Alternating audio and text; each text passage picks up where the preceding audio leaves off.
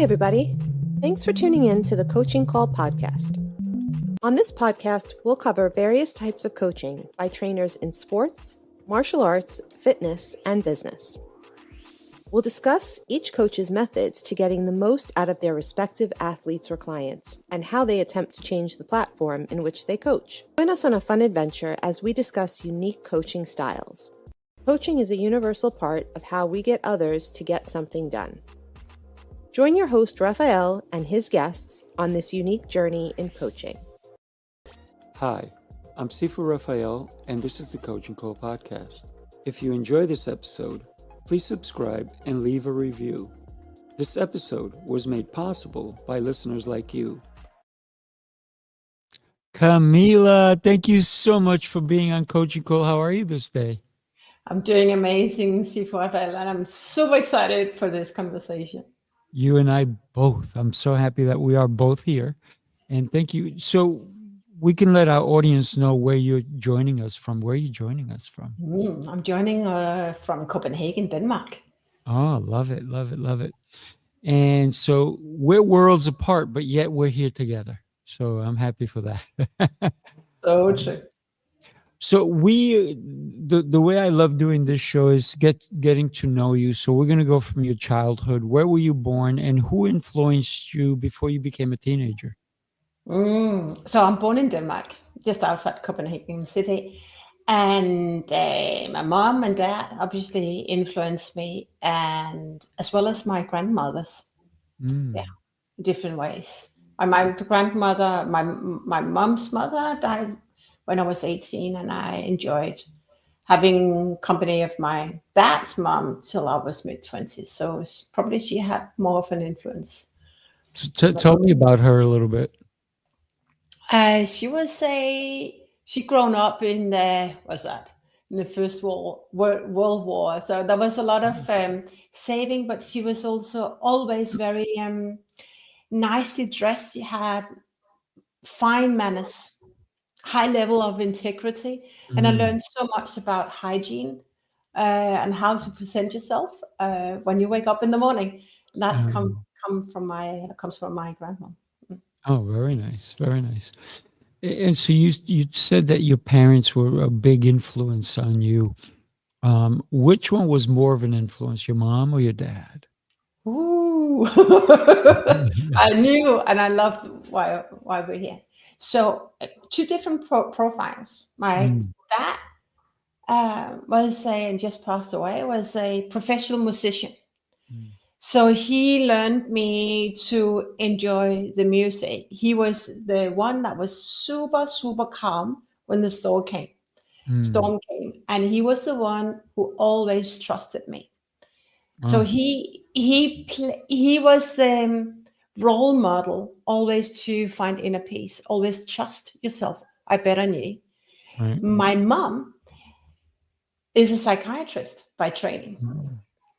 And from her, I got these downloads of what I'm doing right now, not doing right now, but to do is to help people connect with their emotions. So from a very young age, I connected with my energy, my spirituality, but it was not that time in the 80s. You didn't talk about spirituality. But she influenced me, and I'm kind of going back to her roots, what I do right now. And that's incredible how they influence you differently, but yet powerfully. Absolutely. Right? Yeah. Sorry to hear about your dad passing. When we think about the people in our lives that maybe we didn't know it then, right? Because we're young, we don't know any better. And we know everything, don't we, when we're young? We do. I realize the older we get, the less we know, right? Oh, so true. So true. I had to actually listen to that statement more than once before. But it's so true. Yeah. So talk to me about your childhood. What was it like? What was schooling like? What was friendships like? So I always felt a bit of a lonely rider in school. more enjoying being home than after school, being with my friends who did drugs in high school. It was not me not drinking. So what I did, I think very quickly, I found a passion and I started really enjoying horse riding. And then I picked up my piano and dancing, my dad's traits, right? But I felt like being different.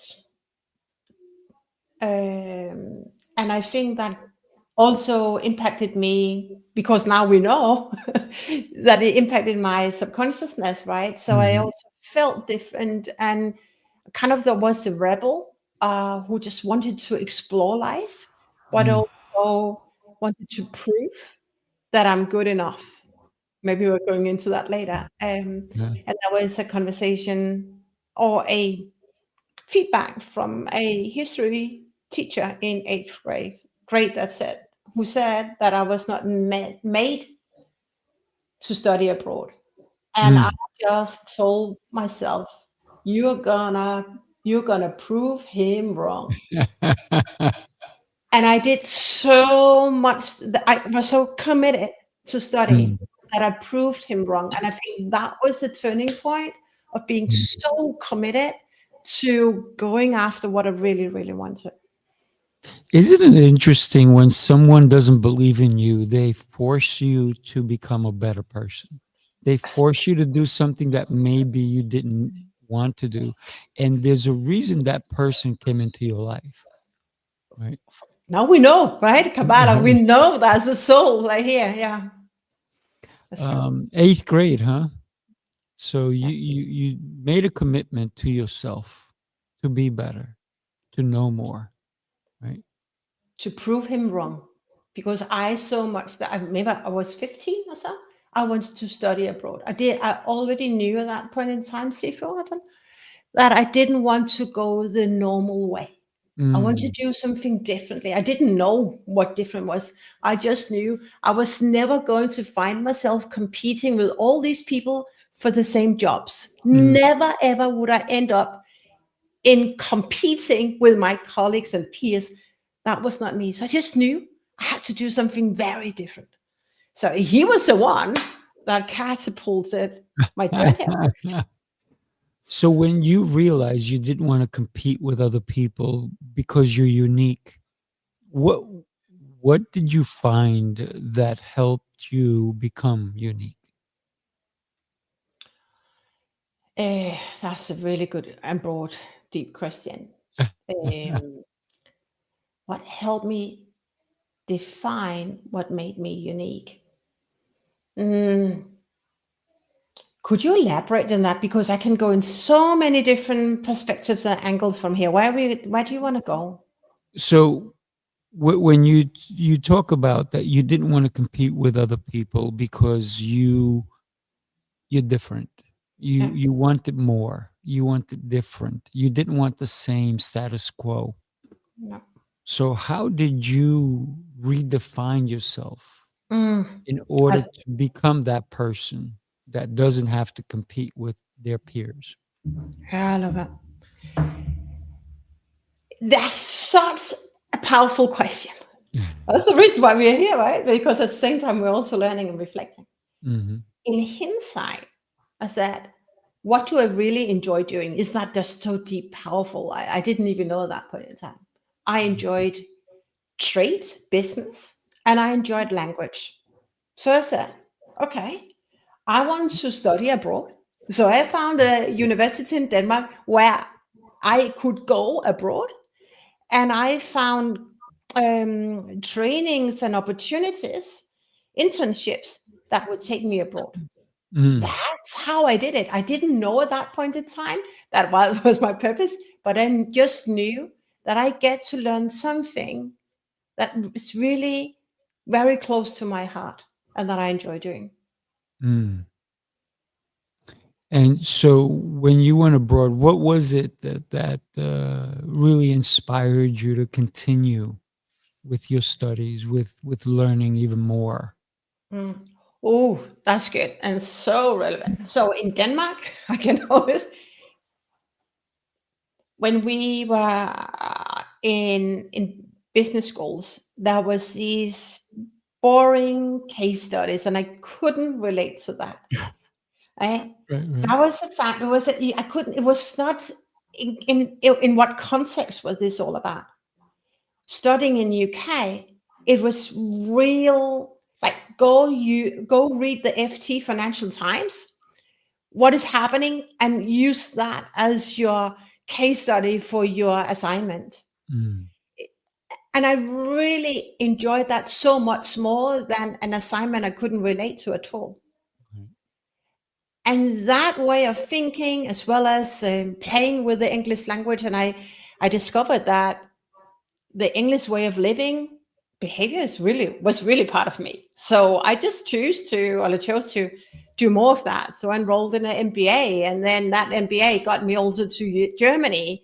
So that was a different way of teaching and learning that I so much more enjoyed. And I think that of meeting more people from different cultures that could inspire me differently. Right, right. All in all, it was just really a powerful experience. Out of all those countries, which was your favorite one? So that was England. I've definitely. So I ended up working for BP Shell IBM out of London for more of half of my career. Definitely half English. So I I hear enjoy you. it. I hear you. Mm. So when you did start to work for someone, what was it like, and what was your first day? What was the experience like? What was the excitement or nervousness like? That was good. The first day. I think Mel, I just want to share something in between, if that Sure, is okay. absolutely. Let's go for it. So when I did my BA business admin in UK, I just knew I wanted to. Everyone was encouraged to do the MBA. That was back in the late 80s. MBAs were just new, like the new training on the block. It costed a lot of money, and it Right. was only for a sec, right? I was not a sec. I just graduated. I was like very, very young in my career journey. I just knew that this was me. So what I did, Sifu, was that I went back and I claimed to my parents, I'm going back again. I'm just here to find money. And that was a lot of money. And I found that money from Mm. different sources. What happened was that then when I came back home, wanting to find a job, and said I had an MBA from UK and Germany, they say, rather than giving me a job, the CEO said, how was it to do the MBA? How hard was it? I didn't get a job. So actually, that was kind of the downside of Mm. having an MBA when you were 24 back in the early 90s, competing against people who didn't even believe you had Right. an MBA at that age. So back to your question, having then moved to Germany to work for the foreign ministry, I came back and I was so excited to finally come back to Denmark to have this job. Mm.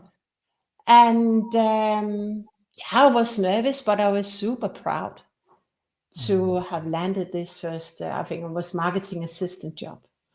It Nice. didn't take me long to find out it's not me. So I went back to the UK. But Yeah. I was very excited. Excited, but were you nervous also, or you were comfortable? I was comfortable. That's what I remember. Yeah. Yeah. Yeah. Nice. And Nice. nervous in that I was not nervous in a negative way, but no, In a I was positive just way. super Positive. excited, Yeah. passionate, and super excited to get started. Yeah. Mm. Nice. Nice. So talk to us about how you evolved throughout your years, Mm, because you're not the same person that you were when you were in your 20s or when you were 15, and you keep rising and you keep evolving into your authentic power, right? How did that happen for you? And that had to be not necessarily a short journey, but a worthwhile journey. I love that. If my first boss from Yeah. BP is ever watching this, I'm sending love to her, Kirsty Bashford. Mm, And I know many if people tuning in from BP know Kirsty. mm, I was so lucky. So after a few jobs where I said, "This I can't grow here. I'm ready for more," right? Then I applied for a job at BP in Denmark, and Kirsty, who was VP, was just relocated, pushed out from UK, going out, being in the country, and she read my application, and she could see there was something greater than mm. the job that I applied for. Right. So they actually called me back after the interview and created a job for me. Really? Yeah. Wow. And started off on paper as digital marketing, business digital, whatever. It was just before that, everything was going digital. Before I joined, I got a better position. And Kirsty, even my body's responding now, is the one who really started to pull down all my social constructs of Mm, not being good enough, of this the yandelope we have in Denmark. You don't not about bragging, but don't tell and don't own what you're really good at. mm, Kirsty helped me understand, just be you and own it in your heart. mm, And that really kickstarted that from, I think, 30 to make career planning every single year. Talk to execs. I was always working out from headquarters in BP. If I want to be here 5 years, what are the steps? So mm, I was being way ahead from people who never done that before, but I was kind of trained from my very start in my career to think that way. mm, But what shifted also was that when you don't have a report to a manager who supports you and see your greatness, suddenly you're up against something, up against someone right. who doesn't see and value what you do and what you're really good at. And I think that was also turning points where I started not to believe in so much in myself because I didn't have my cheerleaders around me. Mm, But I think what really shifted was when I decided to go solo, establish mm, my own business. And people have encouraged me for years, more than 10 years. Goal is do your own business. mm, Me, no. But then I realized that when you leave Big Blue IBM and you start on your own, mm, you get to have someone on your team. I chose to have someone on my team. I just knew I had right. someone to win that. How do I navigate these challenging conversations? And that was the moment my personal growth really catapulted. Mm. It's it's interesting when you said I didn't have my cheerleading team with me. Mm. And I'm like, oh, you mean I can bring my own cheerleading team? I love it. I think that we should all have and if we don't have a cheerleading team, and then we have to always, I always say, look in the mirror because that's your biggest teammate, right? So that's your biggest supporter right there. But sometimes some people look in the mirror and they have doubt, have fear, and that's what they're looking at. But I think we need to turn that around, right, for everyone, so that everyone can rise the way you did, right? To listen to those people who said, you know what, you need to leave Big Blue and go on your own, and you said, you know, I think I will. I think I will. How scary was it to leave such if you think an organization and do it all on your own, how scary was that? Or how rewarding was it in the beginning? Was it hard? Was it easy? Share with us so that anybody who's considering doing that now can say, Mm. I need to reach out to Camilla. Maybe she can help me navigate this, right? Yeah. How was it? It's a good question. I think if you know, dear listener or people tuning in, if you know you're meant for more, it's time to follow through. And I think that came in for me, in my case, suddenly that was the job kind of opportunities were stalling in Denmark, and I was working in different countries. But when you've been traveling for 10 years, it's kind of, maybe I'm done flying business and all that stuff, right? So I just knew I was ready. I think it was both such a adrenaline. Yes, I'm doing it, but then afterwards you sit there and say, I miss this boss. I miss this one, and then you realize I need to have my own professional team to reach out to, because I cannot vent, right, publicly. So it was a big journey, but I would never go back, Sifu. I would never go back to be a corporate employee anymore. Yeah. I left corporate in, 90. So a little while ago. Can you remember how that was, that decision? Oh, yeah, it was pretty easy for me. I kind of left it because I said, I need to do me. I need to take care of my passions, my goals, my drive. And I knew early on what I wanted to do with my life. And it's pretty interesting, right? When we get that download, if you will, that this is how you need to move forward, no matter how scary, no matter how many people are going to say, you can't do this. What's wrong with you? Like, well, you know what? I'm not going to listen to you, because guess what? You weren't there when I was down, right? So, and I got up on my own. And you're only seeing it because maybe you're afraid to do it. Don't put your fears on me, right? So I think that's one of the things that people have is, especially if they have somebody that loves them, and that person who loves them says, oh, they don't want to see you get hurt. So they don't want you to go out and do things on your own. Stay with a steady income. Stay where you are. Why are you rocking the boat? Right? Exactly. Don't make us nervous. Yeah. So when you and we gave this episode an actual name, we called it "Rising into Authentic Power" with Camilla, right? Yeah. What does that mean to you? Rising into authentic power. I love that. Okay, this is deep. What I learned from all my years in corporate is that so many of us wear masks.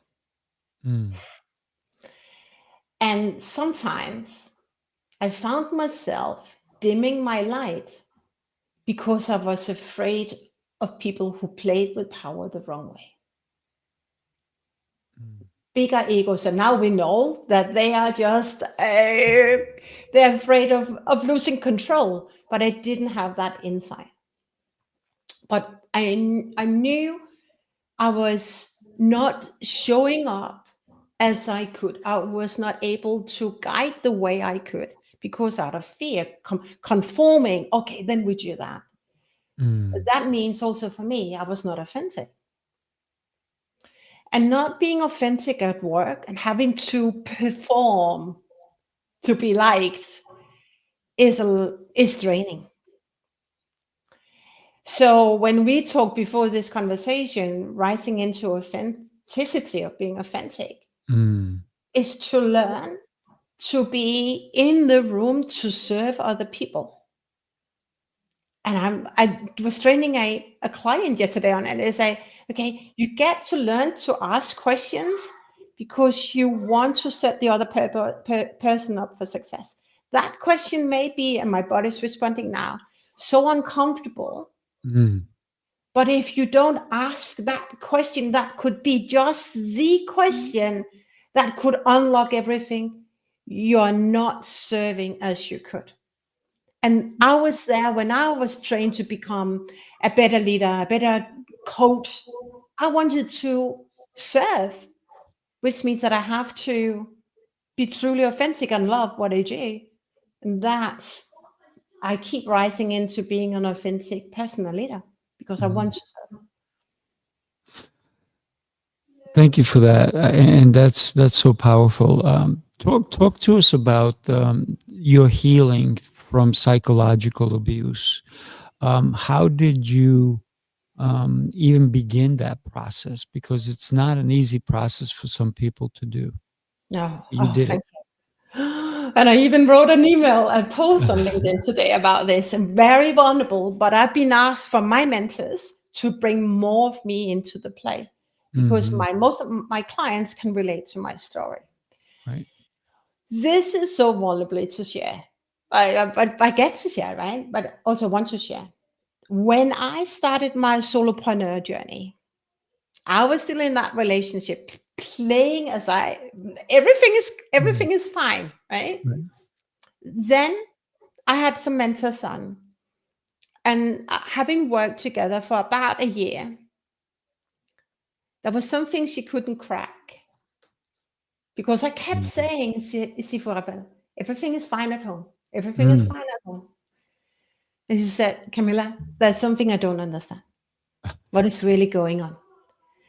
And in that is really about serving, being authentic and caring for your clients. And I broke into tears. And I said, I am so scared being in my own house. And I told her things that I haven't told anyone before in my life. Wow. I get emotional. All right. That was the kickstart of how good I was at wearing masks. But deep within, I was so afraid of who I was sharing bed with. Started believe that we could heal, but then after years, I decided to decouple. But that decoupling, very shortly after, he chose to step into a next level of manipulation and opened a court case that took about a year and a half. And you know what? He opened another one yesterday. Yesterday. Yeah. Wow. So we're going back. We're repeating. So it's serious too. Yeah. I'm sorry to hear that. Yeah. But now I'm a different person. I'm not Yes, you are. consuming my fear, right? And I see that soul in my life. That soul came into my life because I tolerated way too much. I was giving away too much. I was prioritizing everyone else, but not loving myself, not respecting myself. Right. But in that decoupling and in that long journey, I had to learn not to consume my emotions, learn to what it means to really be me, learn what energy was, and learning if I want to heal my daughter, I have to heal first. That's it right there. That's how That's powerful. I had people say you had a choice. For me, I had no choice but to start rebuilding or reconnecting with who I really am. Yeah, that's very powerful. Because a lot of people don't, like I said earlier, look in the mirror, right? Yeah. Or they'll look in the mirror, but they say, I don't like that person looking back, right? And we're supposed to love ourselves, aren't we? We should. 1,000%. 1,000%. I always tell people, listen, don't wait for someone else to love you. So true. Be the first one to step in and say, I love you. I love me. Oh, yeah. Every day. This morning I woke up. I'm going to tell you, I woke up an hour and 50 minutes before my alarm. Almost 2 hours before my alarm. And I was awake and I was like, okay, I'm just going to get up, go take a shower and go do about my day. So, but while I'm in getting ready in the bathroom, I look at myself in the mirror and I'm like, you got this. You are a gift, right? And I felt incredible. And it's not because I lost sleep, it's because I had a purpose that I had to fulfill, and I listened to my purpose. Purpose is everything, Sifu, and there's so many people who are struggle right now because they haven't found that purpose. Purpose is everything. Yeah, Didn't I have my purpose, I wouldn't have been able to. I traveled through that divorce chapter with as like thriving through it and serving my clients at the same time. Hadn't I had that purpose of helping other people regulate their emotions in the moment and believe in themselves? Purpose is everything. Absolutely. Let me share this video with you. Take a look. You followed the rules, tried the restrictions, counted the carbs, the steps, and the failures. You're not lazy, you're exhausted from doing it all without real change. What if the problem isn't you, but the plan? Sifu's Mind-Body Method is a 90-day transformation built on 7 unshakable pillars: mindset, movement, nutrition, hydration, fasting, journaling, and faith. This isn't another shortcut. It's your structure, your strength, your reset. You don't need harder, you need better. Ready to begin? Start today. Every day we have to reset. Yeah. Every morning I wake up in gratitude, right? And even when I go to sleep at night, I first thing I do is right before I close my eyes, I pray, and I thank God for the gifts He's given me. And the same thing happens when I wake up, like this morning. That's the first thing I did. So Camilla, you went through this divorce, but are you fully divorced if he's doing something else again? Yeah. You are. Good. I have to. And may I just double down because this is so important. Sure. If we, and I think same as your clients, right? They see them part of themselves in your journey. So I help a lot of women who carry emotional baggage. And even though they've been divorced for 15 years or so, if they still feel triggered when they talk about it, they haven't healed. Yeah. He still controls, or she still controls them. They have given power to them. That's why I knew how important it was to heal myself and forgive him and see the double blessing for having him in my life, not being angry, right? So I'm fully divorced.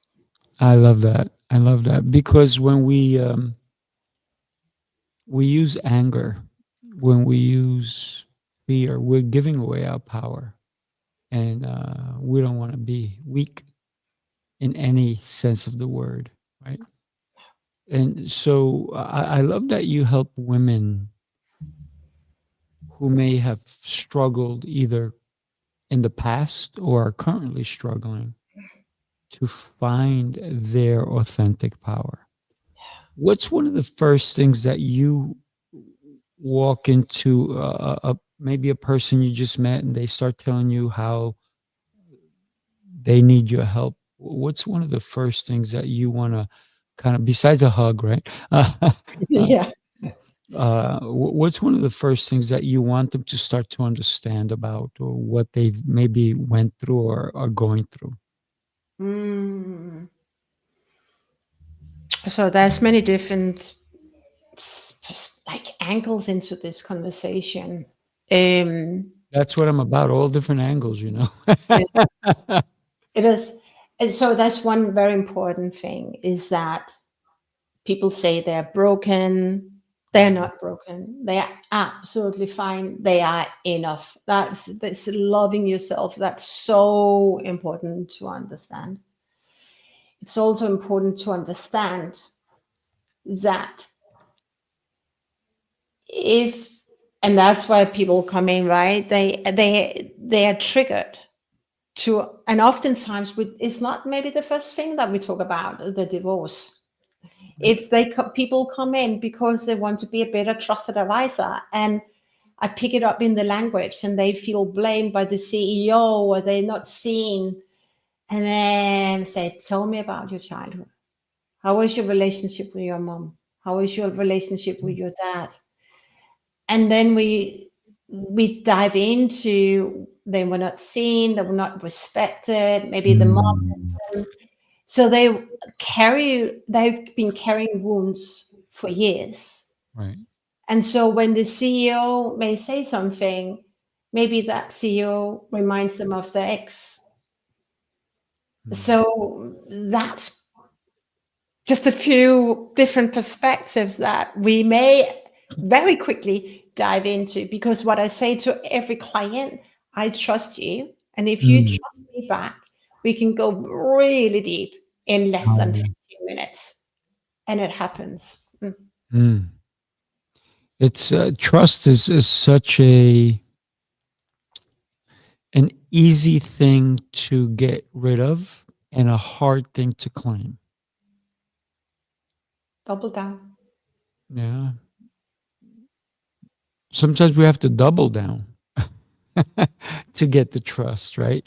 To build. So let's talk about building trust. How do we build trust with someone who has lost trust, not necessarily in us, but has lost trust in other people and even in humanity? How do we help them to establish trust once again? Yeah. That's so deep. We have, this is my my perspective, but we all have a choice what we want to believe to be true. Mm-hmm. And we forget that. We forget because we haven't learned it in school. I had to pay a lot of money to understand that it's my choice how I want to show up, what I want to believe. Mm-hmm. So rather than blaming everyone else why it's broken, say, what do you really want to believe in?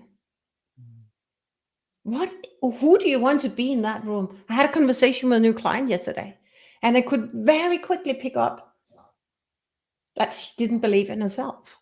Mm. Who do you want to be in that room? Right. We have to, we have to really dissect the relationship with ourselves and start taking back control of who we really want to be or become. Yeah. And I say to people, I trust you. I'm giving carte blanche. I trust you 100%, even though I don't know you, because I'm here to serve. If you're ready to step, like I don't say that in training, but in for this purpose is that if you're ready to leave ego and be right and ready to really get unstuck, trust me back. Yeah. Those who are stuck in ego, judging other people, that conversation will break because they don't trust me back. Mm-hmm. Yeah. It's a give and take, right? I like to change instead of give and take. I like to change it to give and receive. Because too many takers are in the world, right? So if we can learn to receive it, I think it's a little bit better. And I we don't think want to that, take. yeah, no, go for it. A lot of people, because they've been taken so often that they learn to become takers, and some people are afraid of saying, I don't want to seem greedy. I don't want to seem like that kind of person, and so they stop receiving entirely. Hmm. And so I think one of the most important things is that if somebody even gives you a compliment, is just to say thank you, right? But be genuine. Maybe even thank you is not enough. Maybe you have to say, hey, you know what? I'm going to receive that. I'm going to take that. Thank you. And And don't give it back. yeah, no givey backs, right? No. But in that moment, Yeah, where we receive. struggle, we just receive. Yeah, Be worthy enough to receive. But often it's like, oh, thank you. You are nice too. It's so uncomfortable to have it. I had to learn to receive and mm, just receive. Thank you. yeah. So powerful. So I don't know if you ever saw The Big Bang Theory, uh, Mm. with Penny and Sheldon, and there was an episode where she bought him a gift, and he got so upset because now he had to buy her a bigger gift. So, but that's not. And it was a funny episode, but when we think about life, it's not about what can I give you more than you gave me. It's about receiving what you gave me, and if I can give you something, but it's not about beating you and doing more than you did, right? And I think a lot of people feel that there's anxiety that builds up with people, like, oh no, they gave me this much value, I got to give them more so I seem bigger and better, and all this stuff. And so a lot of times when I give a gift now, I ask them what would they like, so I don't go buy the wrong thing, right? I do that with my kids. I do that with my fiance. I say, hey, I just said to her the other day, what would you like for the holidays, for Christmas? And she goes, I don't want anything. I'm like, don't do that, because I know you're going to get me something. And what winds up happening is I'm going to get you something that you may not necessarily like. And then you're not going to receive it the way I want you to receive it. So beautiful. And even though you know what I'm going to give you because you're the one telling me what it is, it's still, it's still coming from my heart, but it's going to feel better for you because you're getting what you want anyway. So, but some people have a hard time with that. And I taught that to my children. So my children, I don't go and buy them whatever I think they should have. I say to them, what would you want? Right? I have an autistic client. He's 25 years old. And this boy, because in reality I don't think he'll ever be a man. His age will say he's a man, but sometimes he acts like he's 4. Sometimes he'll act like he's 14. Sometimes he'll act like he's 20. And the other day he says to me, Sifu, I make a list every year. I'm like, tell me about it.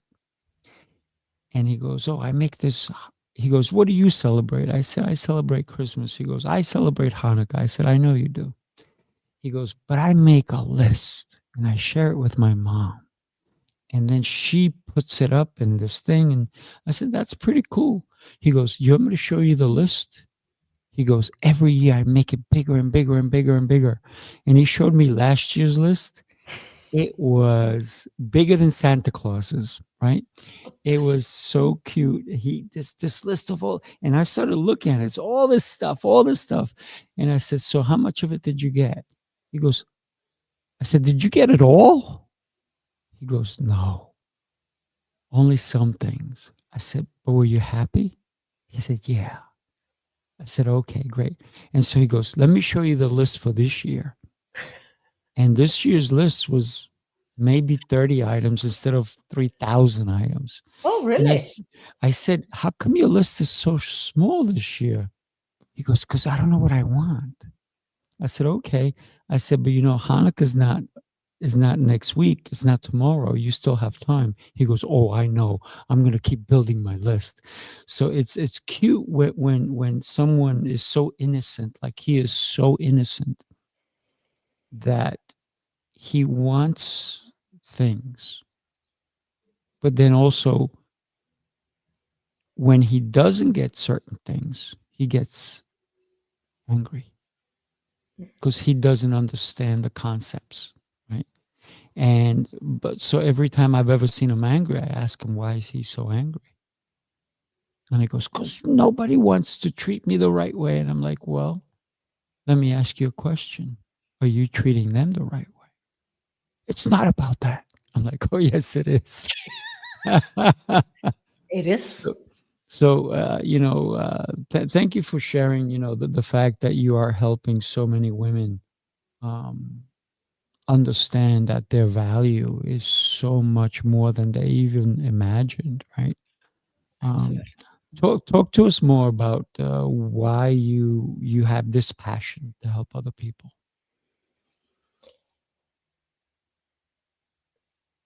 My passion to help other people, and especially help them be greater than their faults, is that I started below zero when it came to emotional intelligence.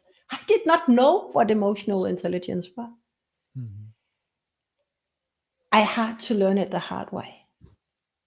I also see the gift in my own life of being able to, in the moment, regulate my emotions. I have to I shared with my mentor this morning that yesterday, this letter from a governmental body tipped in, and I kind of knew, okay, now we're starting in again, right?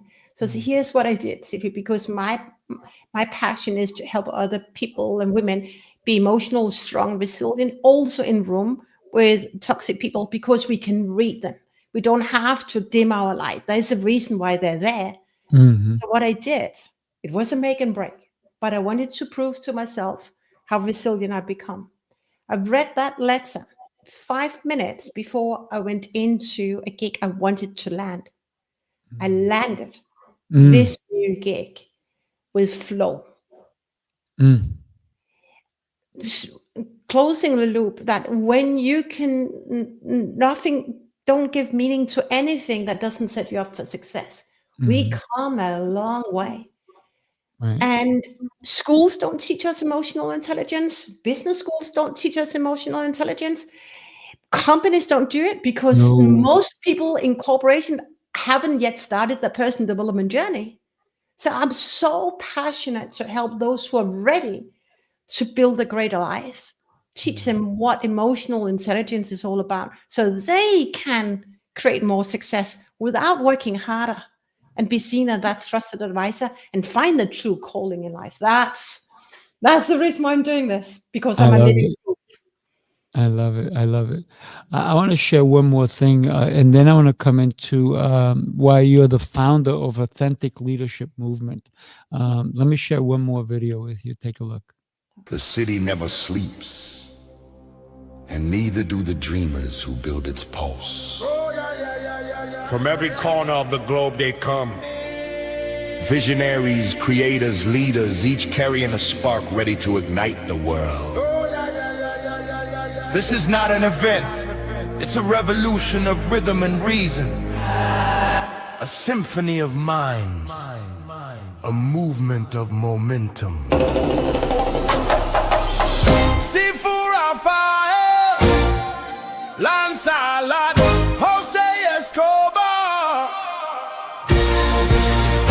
together they set the stage for brilliance. This is the NYC experience. Mastermind, light up the city. They coming from the east, coming from the west. Knowledge on deck, put the truth to the test. Leaders leaders in motion, hearts in sync, dropping wisdom so deep it'll make you think. They bring stories, sweat and flame, different faces, one shared name. Elevation, that's the sound. NYC Experience Mastermind, where purpose is found. Yeah, you got to I love move it. with that song. You got to move. Exactly. I love it. Yeah, yeah.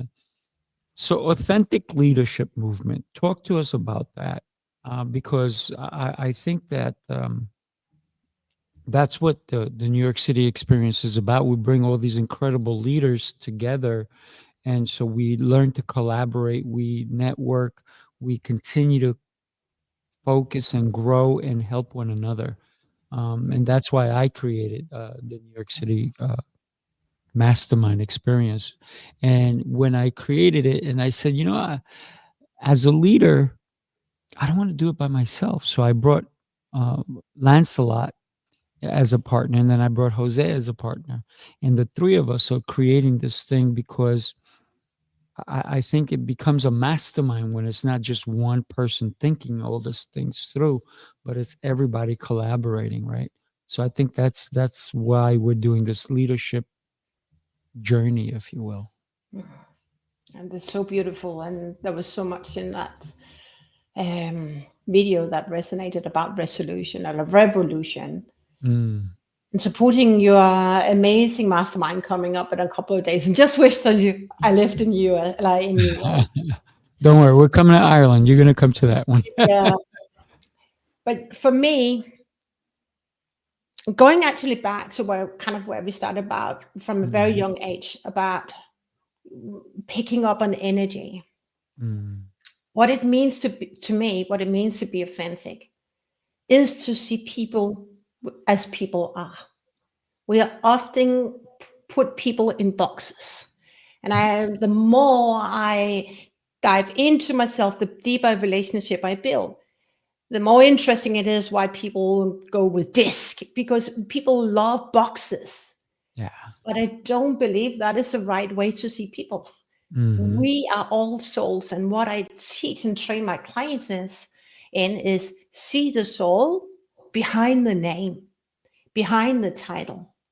And here's something that is not spoken, but it's so important to talk about, is that even in C-suite, even at the CEO to board, title, we're giving way too much power to the title.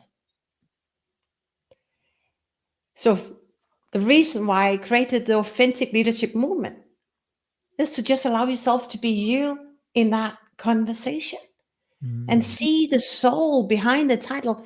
Take away the title, take away the name, just see and be curious about the problem you're there to help solving. Mm. And that shifts, like in the moment when we dive in, he's like, wow, he's just a person. Yes, he is. He gives so much power to the title, because when you give power to a title, how can you ever be a trusted advisor? You get to advise and feel that you're on the same level as them, not different levels. It's wrong. Yeah, yeah. I see people as people. And when somebody comes to me and they're like a celebrity, I know so many celebrities that I'm like, wow, you're a celebrity. I'm like, no, you're another person. You just have a different job than I do. Right? That's all it is, right? And when we look at titles, I just met somebody who's in the royalty, and to me, it was just the person. I didn't care about their title. It doesn't matter to me. What matters is how they treat each other, how they treat the people around them, and how they see the world, and if they're looking to make a difference in the world. Because we all do have a purpose, and how do we share our purpose in a positive way, not in a me way, right? That's It's a not a taker. purpose. That's a taker. Purpose. So when we think about power, So many people have had power and they use it to hurt. Yep. And then what would have happened if those people in that power would have used it to help? Where would we be today? Yeah. Mm, But they couldn't do it because we know that hurt people hurt people. correct. I experienced it myself first, right? Really, right? And that's where we just have to, in my view, have to elevate or grow our emotional intelligence to understand people who don't show up as the higher self, and learn to read people and don't be consumed by what they say, either join their movement or be triggered by it. Mm-hmm. And then we can start creating a better, at least better home environment, better company. And then we struggle at a higher level, right? But there's also the pendulums and precedents and what we have. Right. But there's always people, because who have been hurt. We all carry emotional baggage. But it's about learning not to stop being a victim Mm. and to heal.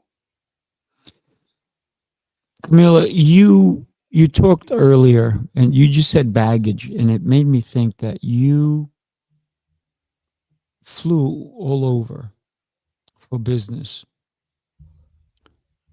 And every time you had all that baggage, if you had to take baggage, it was cumbersome, it was bothersome. And if you had just a little carry-on bag, it's easy. You get on the plane, that's it, you're done. You get off, you go. So why are we all carrying this emotional baggage? Why don't we just carry a little bag instead of all this baggage, right? So when we think about what we've endured, I don't think that we should bring that into every single conversation. Mm-mm. I think what we should do is bring the beauty of what that endurance or that trauma has brought out. I think that would be a wiser way for us to negotiate our relationships. It made me think of a married couple, and all of a sudden one of them sees one of their ex-girlfriends or ex-boyfriends, and then the other one gets jealous. And I'm not a jealous person, so I only say, why are you jealous? If somebody was jealous because maybe I saw somebody, I would go, why were you jealous? I'm with you. I chose you. I had chosen them earlier, but it didn't work out, right? And so I think that the way we look at our current state is that we sometimes show up in fear and doubt. And I think it's important for us to say, hey, you know what? I cannot control anyone else. I can only control myself. And that's why I'm not jealous. When I was a kid, when I was like 16, 17, I was dating people, I used to be jealous. And then one day I said, wait a minute. Why am I jealous? What's that serving? It's not serving me. So I stopped being jealous. And even my fiance now, she goes, you're not jealous. I said, no. I said, why should I be? And I said, listen, if you're going to cheat on me, I can't stop you. And if I ever think I'm going to cheat on you, I would respect you first and tell you first. Even before I decided I was going to go cheat, I would have to come and confess to you, I'm thinking of cheating. We've never had that conversation, right? So it's how we treat one another, right? Yeah. There's so many things that is showing up for me. We always have a choice how we want to show up in each and every conversation. Yeah. I had to learn it the hard way. I had to learn it when I was late 40s. But that's it. Mm. And I think what you said earlier about the hierarchies and so on, luckily, despite what's going on in the world right now, we come from World War I, World War II, a lot of respect for hierarchies. Mm. But we also have evolved as human beings and understand what neuroscience really is. And when we tap into that and understand that I can't blame you while I feel a victim of my own life, I am actually the source for my abundance. Mm-hmm. Let me play full out, even though someone would rather pull me down. Mm. And I think when we all understand this, there will be more happiness in the world. Absolutely. Absolutely. I think you and I can talk for a long, long, long time, probably days and weeks and so forth. But it has come to that time where we're ending the show. What I would love for you is take 45 seconds. Tell us why somebody should join you on your website. What can they find on your website? Yeah. It's going across the screen, everybody. It's CamillaCalberg.com. Just go, make sure you click on it. Yeah, make sure that you click on it. So what we're doing at CamillaCalberg.com is really to help people going from I'm playing small, I'm not being seen, I don't feel respected, to step into the room, reading the room, scanning yourself at the moment so that you can show up as a trusted advisor with abundance, with happiness, with flow, and be fully present. So if you feel that right now you don't show up being fully present, that you hold back your voice, then reach out, because that's the different courses on CamillaCalberg.com. We are launching courses where you can download them or doing it on your own pace. And we also fill in different master classes. But it's really for people who are done playing small. So welcome to this world as well. Yeah, love it, love it. Camilla, wow. Thank you so much for taking time from your crazy busy schedule to be here with me. I really, really appreciate the time we spent together, and I look forward to spending more time with you. So thank you. Everybody, make sure, do me a favor. Not only follow her website, but share this show with somebody who needs to hear what messages were given to you today. And somebody else needs to hear it, right? And if you watch this later on, hit hashtag replay. So thank you, everybody, for watching, and God bless you. Camilla, thank you. Thank you for having me. Thank you for tuning in. Yeah. All right. Don't go away, everybody. Have an exceptional rest of your day.